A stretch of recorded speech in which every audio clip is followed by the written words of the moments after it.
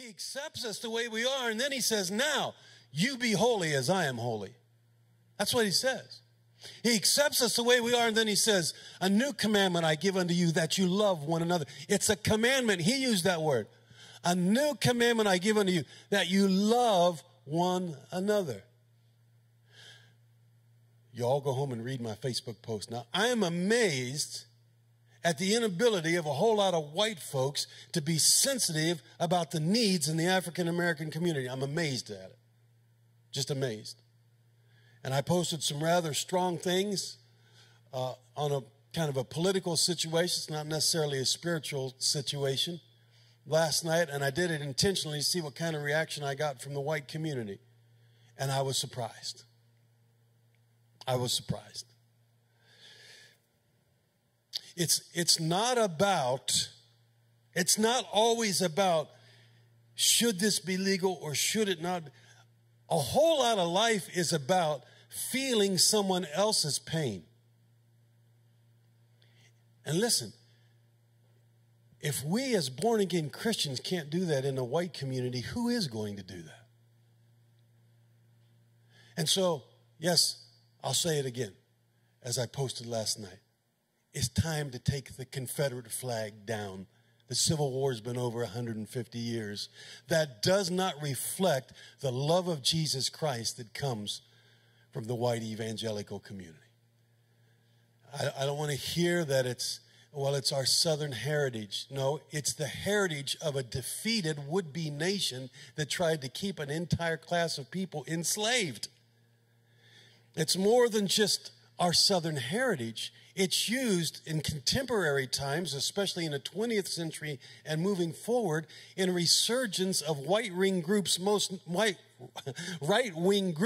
notably the Ku Klux Klan. It's not about should it be made legal or illegal. It's time for the spineless Republican presidential would-bes to say it's wrong. It doesn't reflect sensitivity to the pain of what an entire race of people has gone through. And aside from Mitt Romney, who's not running this year, I guess 0 for 2, so he's sitting this one out. Aside from him, none of the Republicans will say that. Except Jeb Bush, who, under his governorship in Florida, said it's time for that flag to go to a museum and not be on our state grounds. What I'm saying is, whether you think people ought to have the right to display it or not is irrelevant. My point in the whole thing is, what amazed me was white people who I know, who love Jesus with all their heart, some last night were showing zero ability to understand what that flag represents to somebody else. Quite honestly, it doesn't stir up anything in me. The flag itself doesn't offend me, but it offends me because I know what it means to a whole group of other people. And as Christians, we should be sensitive about what things mean to other people.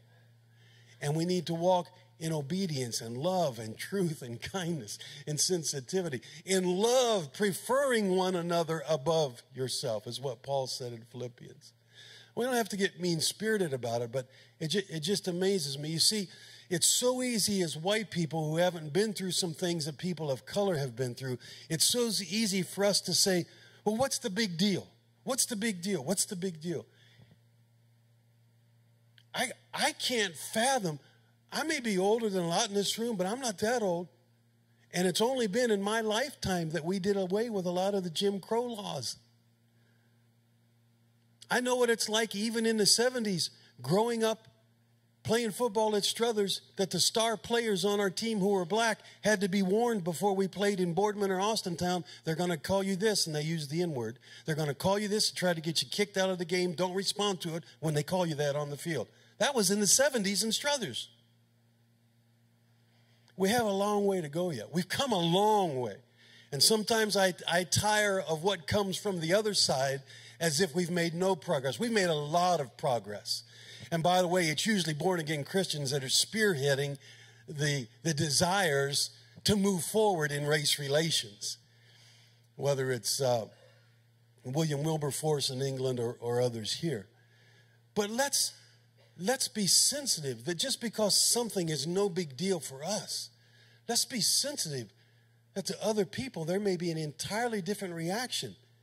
And if something represents hatred and bigotry and rape and murder and enslavement and bondage, not just for a year or two, but for centuries, if something represents that to somebody, doesn't common courtesy, doesn't common decency say, you know what, then I can live without that?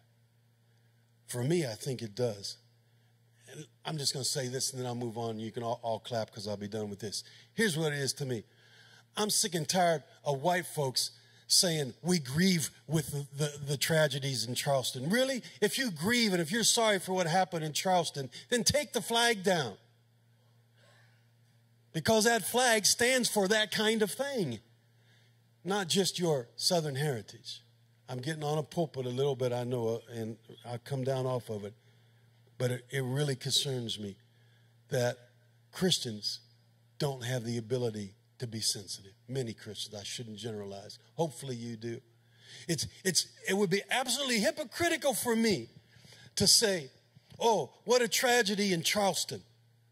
By the way, do you know, I'm told 4 of the 9 who were killed were ordained pastors. Now, I'm not trying to freak anybody out, and I'm not trying to scare any young ones that might be among us or anything. Can you imagine if that happened right now,